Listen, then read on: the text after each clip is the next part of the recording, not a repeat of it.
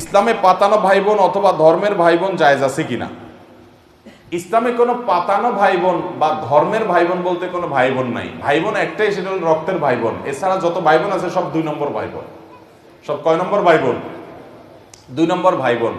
শয়তান নেক্সট সুরতে ধোকা দেয়, বলে যে আমার পাতানো ভাই, আমার ধর্মের ভাই।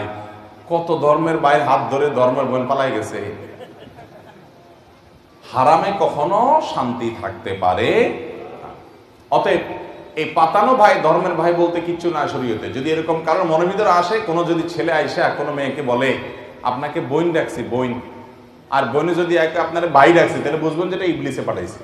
এটা কে পাঠাইছে? এটা ইবলিসের দূত হিসাবে, রাষ্ট্রদূত হিসাবে আসছে। এগুলোকে সাথে সাথে বয়কট করতে হবে। একজন গায়রে মাহরাম পুরুষ, একজন গায়রে মাহরাম নারী কখনো ভাই বোন হতে পারে।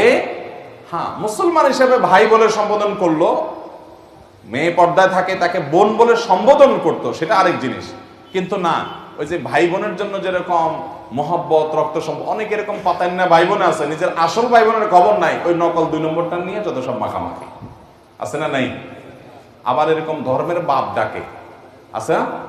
ধর্মের বাপ ডাকে, এগুলো সবগুলো 2 নম্বরে। শরীয়তে এগুলোর কোনো অবস্থান নাই, নাজায়েজ কাজ এগুলো।